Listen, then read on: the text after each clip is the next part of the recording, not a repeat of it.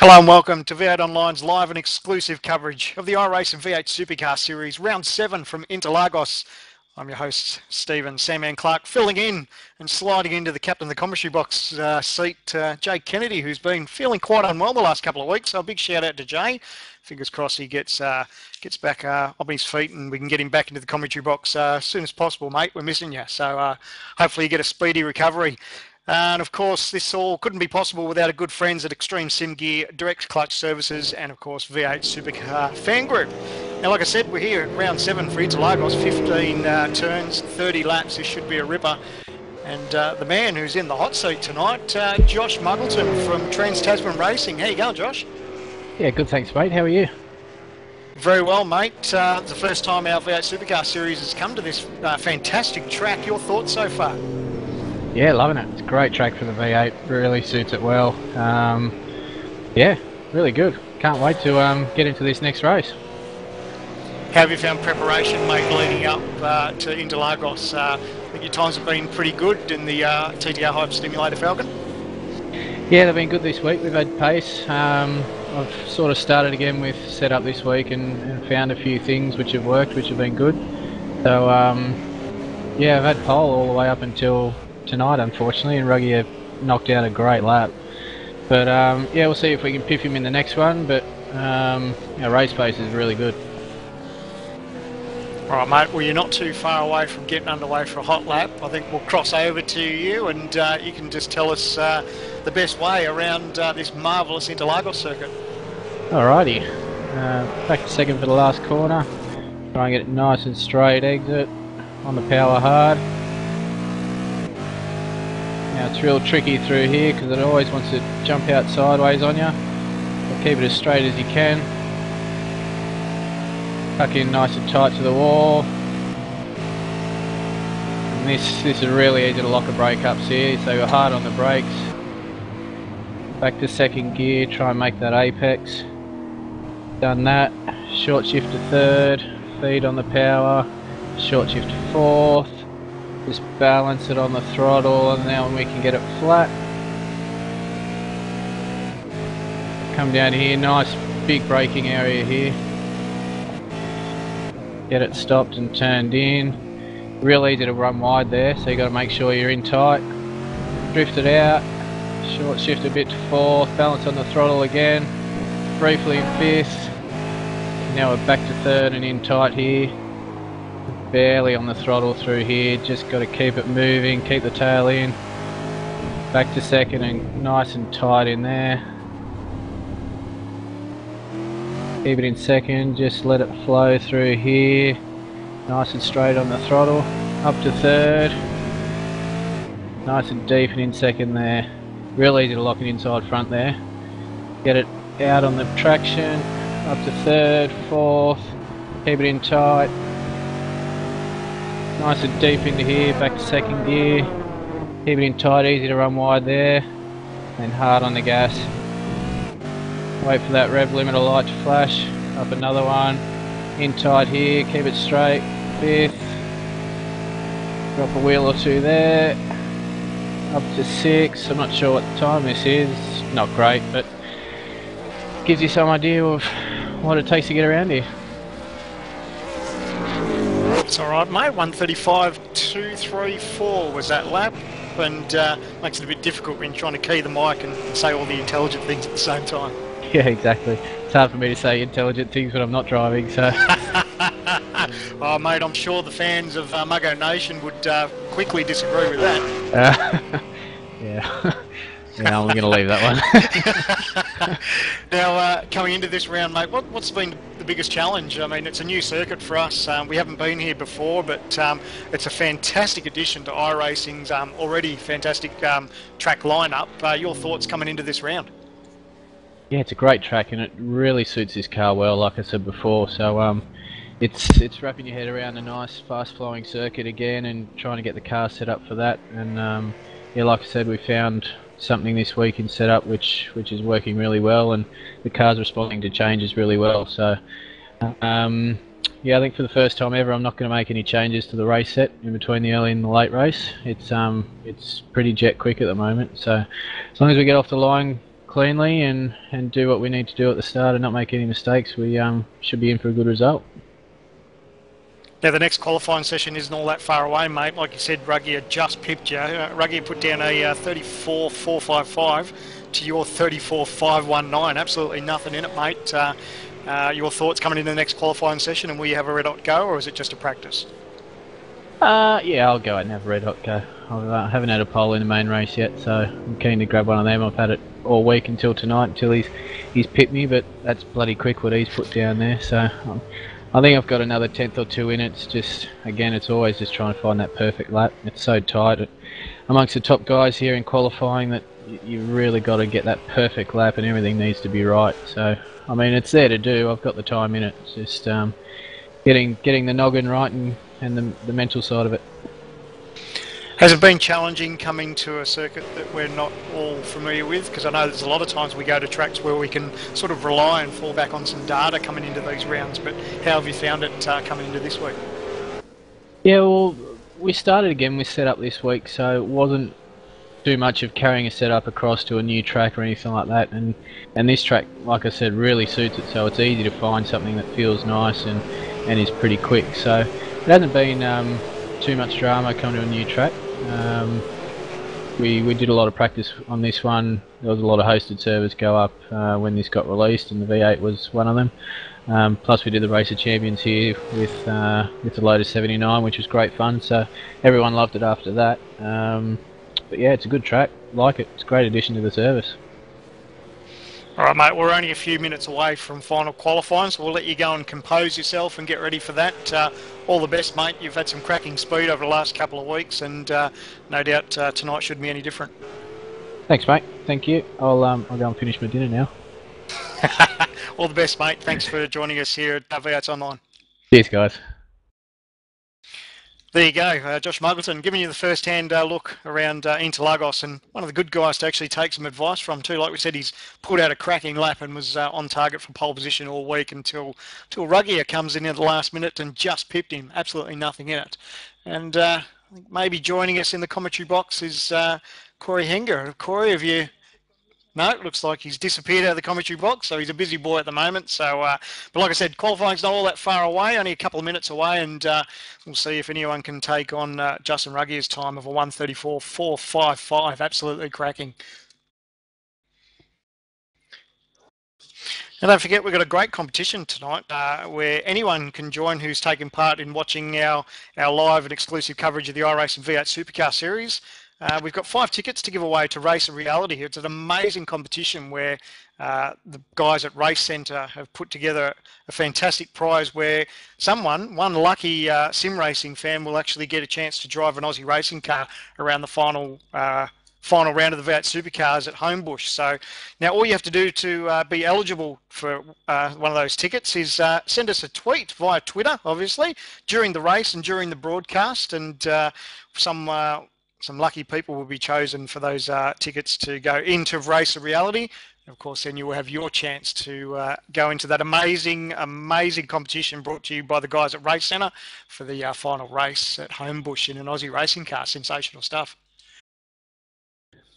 Okay, now we've also, who's slipped into the commentary box now, tried to say hello to him before, but I think we've got him here now, is Corey Henger. Corey, you there, mate? Yeah, hey guys, I completely apologise about missing that. I completely, after 6 weeks, I completely forgot that the times had changed. I didn't have my headset on, so I've been sitting here without my headphones on, forgetting we're live, so apologies about that one. It's all good, mate. It's all good. We just saw Josh Muggleton's amazing lap. He did our hot lap for us, and he's not far off pole position. Have you had a chance to do any laps around here this week, mate? No, I haven't. I did a couple laps in the Riley, because it's one of my favourite cars. I haven't done any in the V8, but I've been talking a lot to Hilly and Renz, and they've said it's quite a good track, and it does look fun, so I'm looking forward to tonight's race, as long as it's not a fuel saver. We saw a bit of a mixed strategy last night with some guys fuel saving, some guys, some guys pitting, so if that's the case, I think it's going to be really boring until the last lap or two, but from what I saw in the first race, it's everyone decided to pit, so I think it's going to be good. The track's great, and it's going to be lots of action going down to turn 1, I think. Yeah, from some of the races I've taken part in, I actually went 2 venues as far as, trying to pit and save fuel. I don't think the saving fuel one is a good idea as far as how much you have to save around here. So I think, like you said, a lot of the guys did pit in the earlier race. So I think that's probably the way to go to take the win tonight. But then again, there's, the opportunity of whether guys actually take on the extra time in the stops and take tyres, or whether they just do a splash of fuel. So that could be good. Yeah, one of the big strategies we've been seeing is some guys going for 2 or 4 tyres, and I mean, with the 2 tyres, you get your you get your early advantage. But we've seen that some of the drivers that take the 4 do reel them back in. So I think it's gonna be interesting, especially at the front. So I'm definitely looking forward to it. It's a track we've never been to before, and I'm really hoping for a bit of mixed strategy and a great race. Yeah, I love the fact that there's a couple of new tracks on the calendar as far as we've got. Just trying to think, is it Simona? We're going for actually a different layout for that track in our series, but to mix things up and a brand new circuit like Interlagos to join, especially the folds of Iracing, it's great to have it on our calendar. And I think these cars are actually really good fun. The amount of laps I've been able to turn through the week, it's a circuit I've really enjoyed in the V8 Supercar.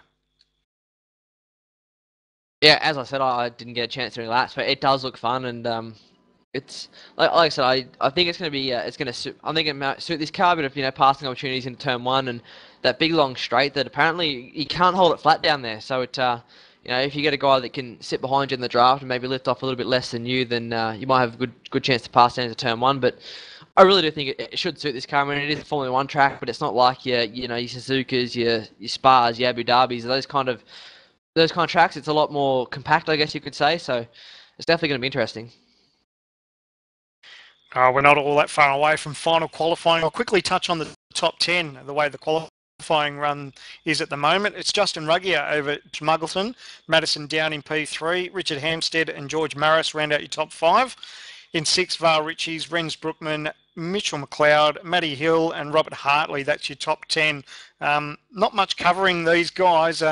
Probably a bit surprised, but there's some really good names up and down the field that have made some good gains, and I think that's probably a lot to do with being at a circuit that we're not all that familiar with in these cars. It's actually worked out quite nice. Yeah, it's always good when we get to a new, as you said, with Sonoma and that, we're going to new layouts, but we're going to a completely different track now, and I think it's good. I mean, we don't want the series to get stale, and the guys are coming back to the same track, every 12 odd weeks, and I think it has shown that it's mixed it up a little bit with you got the likes of Michael Fabian, who's currently sitting outside the 10, but a couple of weeks ago, he's up there in the top 5 and in the tracks we've been to, so it has mixed it up a little bit, which is I think is great. All right, so like I said, not far from qualifying. It's I think we're just waiting for pictures to come to hand now. But don't forget, like we said, mentioning that competition just a few moments ago, once the broadcast starts, send us your tweets via Twitter. And of course, our handle is v8sonline. So we'd love to hear from you guys. And like I said, there'll be 5 random people chosen as far as your chance to take part in Race to Reality. And a big shout out to the guys at Race Senator. It's Race Centre who have been carrying our broadcast for the last few weeks. It's good to have you guys on board, and no doubt there's a lot of people that's tremendously excited about the opportunity to race an Aussie racing car at the final round of the V8 Supercars at Homebush. Yeah, and that's a great little competition they've got going on there. I did the first couple of rounds racing, jumped into the commentary box now to call for the rest of the season, and anyone out there that wants to go, jump by on the Twitter as Sandman said, and drop a comment, because it's seriously a lot of fun, and I think anyone out there will have a blast during the race. They got Okayama Short this week, so it's going to be fun. Who would have thought that us sim racers would have a chance to actually drive a real racing car, doing something that we love as far as, just a bit of sim racing from home, and like we mentioned before in the past, if you don't actually have a sim or a steering wheel or anything at home, jump into one of the race centres. They'll gladly get you guys involved in the competition, and take some mates down there, make a night of it, and have your chance at winning a drive in an Aussie racing car. Yeah, I can't believe how much sim racing really exploded. I remember I only started back in probably early 2008, and even from that point there to now, it has just got so much bigger. And I think people are starting to realise the potential in some of these sim races, that they do have the ability to drive a real race car. And Now we saw with the world's best Gregor Hutu a couple of years ago jumped in a Star Mazda. It was only a couple of seconds off the guys that run regularly. So, and that was his first time in a real race car. So you know, people are starting to realise that these guys are pretty serious, even though they've their racing experience has been behind the wheel, behind the computer rather. But definitely have the ability, I think, to be real race car drivers. Some of them. So pictures now from Interlagos. Great little racetrack, 15 turns, 2.68 miles in the old language, but it really does have a mixture of different turns as far as slow speed, high speed. There's even a little bit of undulation, and like you touched on, Corey, it is probably more famously known for Formula One, and they tend to host the final round of the championship there. Yeah, and as I said, for a Formula One track, it definitely doesn't have the... I mean, I wouldn't want to say the word boring, but we've seen some of the V8 Supercars when they go to F1 tracks not be that great. It's got a lot of character, and you got the turn 1-2 chicane that goes downhill, and that is an absolute amazing part of the track. And then through the middle part, you get all these really tight sort of hairpin style corners, and it's got a great mix around here, that's for sure. So early days in qualifying, Richard Hampstead is top of this session so far with a 34.848. And John Emerson is the only one that else has put down a time too. So early stages. Justin Ruggie now coming into the final few corners. Now, you've driven this car, Sam, and how hard is it around this straight? How much do you have to lift off to get around here? I think it all comes down to that magic setup, but I was surprised actually of how much you do just sort of have to crack the throttle, because if you do hold it flat out through there, I found with my car that it does tend to get a little bit sideways on you. So I was actually quite surprised that you did have to lift through there.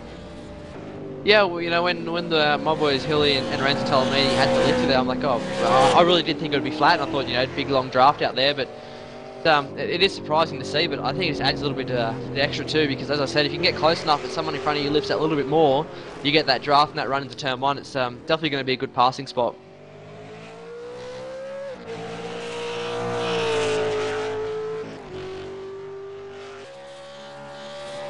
Couple of cars now setting times in qualifying. Richard Hampstead on top with the 34.8 at the moment. Tony Ortridge in P2, John Emerson 3, Clayton Brooks 4, Simon Black 5. Got Madison down now. Starting up, and he's cooked it right there as we go on to him as he spins it around and exit 1. Now, who's going to take the blame for that? Is that you or Seb? That was Seb. He was loading before I started talking, so that one's all Seb. He'll have another crack. It's early on though, that's the main thing. Still 6 minutes, only 6 minutes gone in this session.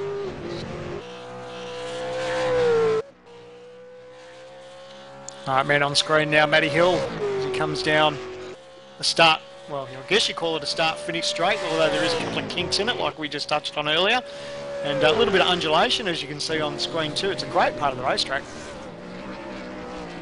Yeah, it looks fast, and the cars are moving around, as you said, through the kinks. So, like Matthew Hill, good run through 1 and 2. It's interesting to hear that he short shifted there. I haven't done any laps, as I said, but it's interesting to hear a lot of throttle modulation and short shifting out of 2 there to get the power down. Yeah, short shifting's a great idea through that part of the track, because these things really want to light the tyres, because they're really on the load as far as carrying the weight on the right rear. As soon as you start to get it up in the rev range, it does like to light the tyres up. So smart move on Matty's part, and no doubt everyone else is doing it. But Matty finds himself P9 and overall qualifying at the moment for the week with a 35.490. So not much in it as far as moving up the grid. If he can find himself 2/10, he can find himself 2 or 3 spots in no time. So not bad time through the week for Matty. Yeah, he's been putting in the effort here. He was super pumped last week to beat his rival Michael Fabian, so he's trying to keep the trend up, and he's been putting in the effort.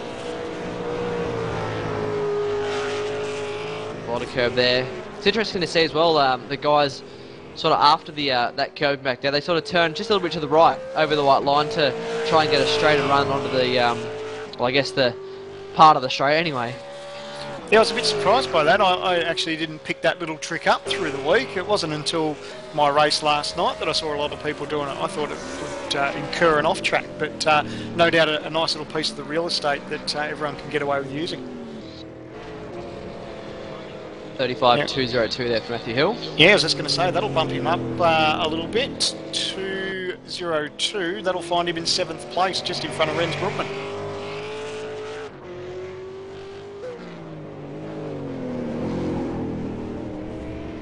Robert Hartley now.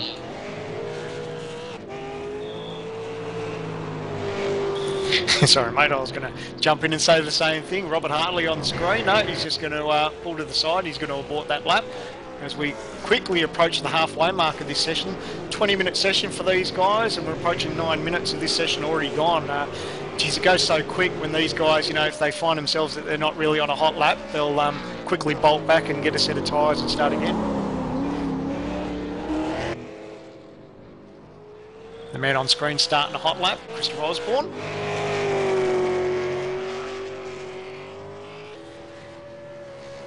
Just quickly trying to look through the times. I can't see him inside the top 20 at the moment, so not quite sure what time he's posted for the week.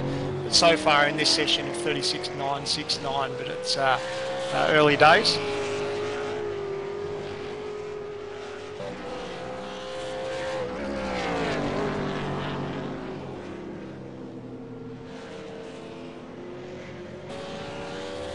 Car looks good. He's managed to get through the traffic pretty good, and sometimes that's the biggest heel. Sometimes, as far as, you know, different guys are around, and whether they're on a hot lap or an out lap, and it's smart to take your out laps quite slow, just trying to look after these tyres and not build too much temperature. A little bit sideways there for Osborne as he gets on the power.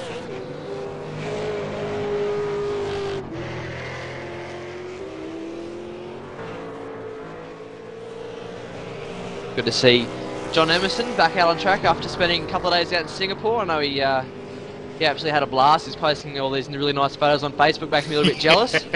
Yeah, I wanted to kill him. He looked like he was having way too much fun. Yeah, it looks like a really nice part of the world. Might need to organise a v8sonline trip for the Singapore Grand Prix or something, because it does look good over there. If anyone wants to sponsor that, feel free to get hold of us via Facebook.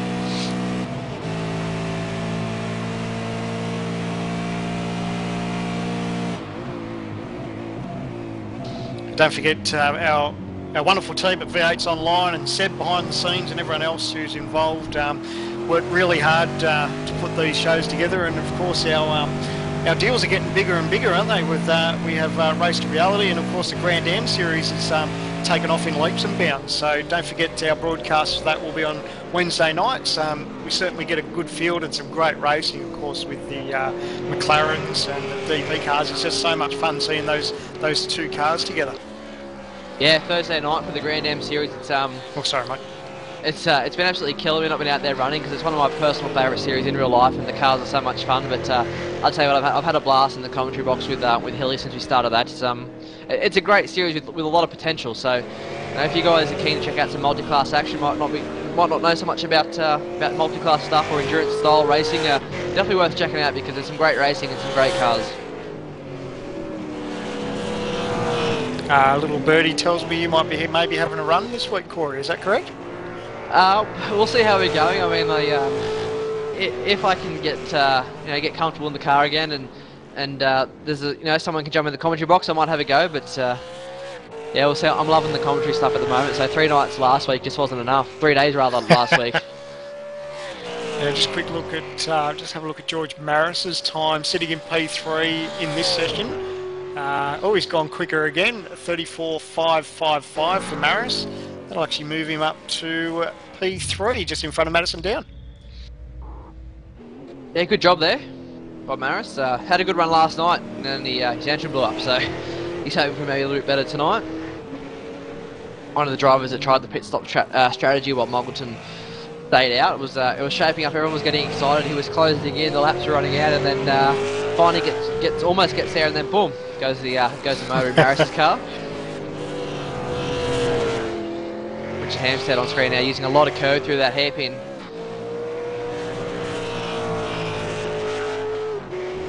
And just using a little bit of that exit you were talking about there, just so you can go right of the white line. He's had a good run, a little bit sideways on exit there, but not a bad effort. You got to be super careful when you make the transition to the right, because there's that little bit of green AstroTurf that if you run onto it, it'll actually give you the an off track, and that'll disqualify your lap. So Hampstead coming to the line now. He punched out 134.745. Oh, just off his week's best, 34.625. So he's currently in P5 now that we've seen Maris jump up a couple of spots.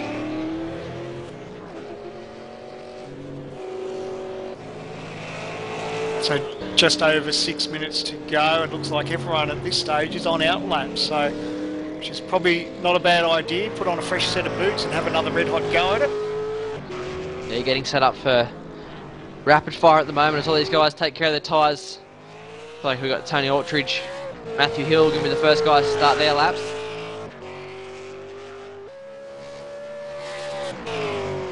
So what, hasn't Matty been excited with that change of colour? He's had we touched on it last week, a splash of red to cover the green, and he's a whole new driver. 35.215 there for Matthew Hill, and he's been happy with the red. I mean, I'm a big fan of green, and you know, at the moment, some of you guys might know we're going through a bit of a change up in the team name and new things happening, and he was trying to get the logo to steer away from green and black, but hasn't fallen.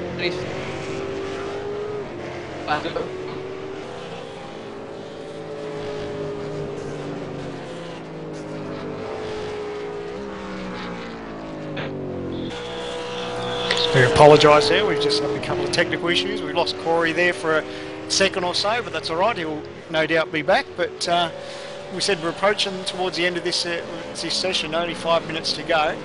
And a number of different drivers as far as whether they're on out laps or fresh tyres. We'll just try and see who's on the out lap at the moment. And the man on the screen, Justin Ruggier, our current pole sitter at this stage, hasn't really put down a time all week, and then finally snuck in today and pipped Muggleton. So a good time by Ruggier too, a 34.455. So and he's not actually that far off it in this session at the moment, 34.550. So extremely quick.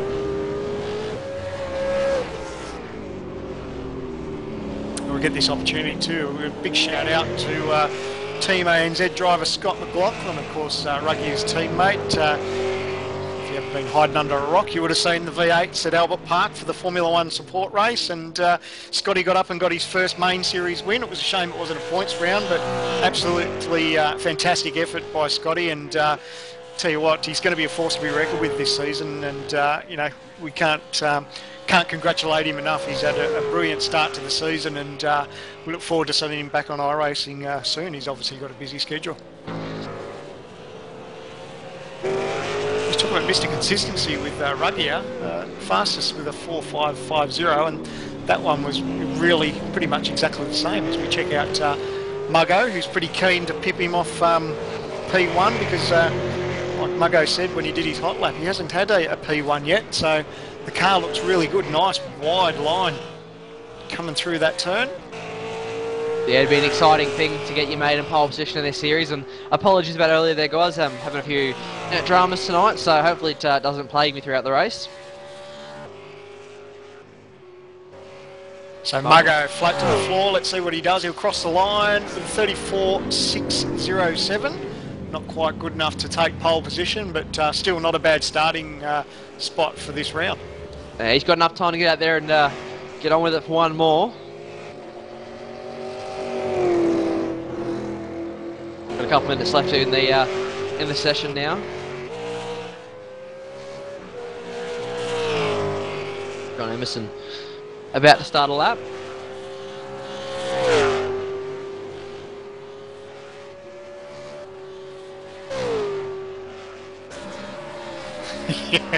Yeah, we're just getting a bit of word from Seb. He's taken that well-famous Formula One racing line where you nip across pit entry, and of course that's not a penalty in our series. You can cut across there, it's not too bad, but the only lines you've got to worry about for the pits is on exit, where you probably could get a dangerous driving infringement, but it's open hell for leather there. Anyone can cross across that line when you're on a hot lap. speaking about pit exit, it's going to be something to watch in this race later tonight because it drops off quite fiercely actually as you come out of the fast lane and back onto where you knock the speed limit off. The road just sort of drops away, and I've seen a couple of cars have a few hairy moments throughout that part of the track, or the pit lane rather. Just trying to have a quick look through the order. I can't see Emerson's name either in the top 25, so his fastest time in this session is he's got 35.360, so that will put him in P9 at the moment. So they're doing a good job though, because he only got back from Singapore I think yesterday, so limited testing time this week for John. Thankfully he's got a good team behind him. Nice little moment there on exit, just the rear broke away, but another one too, put the Mazda on him. To say he's got a good team behind him though, so they've obviously been working around the clock on the setup, so yeah, he's jumped back in and he knows how to drive the car. It's actually a nice thing to fall back on as far as having teammates. You know, when you're away or can't do as much testing or qualifying as much as you like, it's good to fall back on a team that can sort of present you with a good qualifying setup. Coming down now, less than a minute left in qualifying. Muggleton coming around to start his lap at the moment. Quick look at Sean Kelly.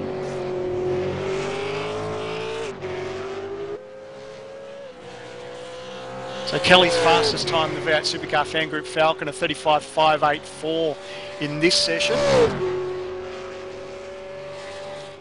Just a fraction quicker than his overall time for the week actually. His fastest for the week was a 35.5, so... He was on the rev limiter there for a very long time down that front straight. What if he's running a slightly different ratio to everyone else? That's actually a good point that you bring up, because that's something that I sort of tried and messed with a little bit, just changing gear ratios and see if it would help. It's probably not a good idea to do in the race because you carry a tremendous amount of speed down that front straight, and the draft is a big factor. But it's probably a gear you can get away with as far as qualifying, so it's probably not a bad idea, and if it's working for him, probably other people may be kicking themselves if they haven't tried it. Yeah, well, if he can punch out of those slower corners a little bit better than these other guys with that ratio, then if he can make up that time he loses on the straight, it's not so bad in qualifying. But in the race, as he said, with the draft and the guys, I think are just going to swallow you up. So interesting. I might keep an ear out on him throughout the race to see if he is going to go with it as he pulls over. Yeah, it could be a bit of a killer as far as race, but yeah, you never know. Everyone tries different things. Muggleton coming to the line now to end his final lap. Session has officially ended. A 34.382 for Joshua Muggleton. That's it. That's pole position on the final lap for Josh Muggleton. He punches out a 34.382. So a brilliant lap. He'll be absolutely over the moon. Yeah, it's not very often we see these guys, beat the pole time in the final session. But absolutely brilliant lap there by Joshua Muggleton.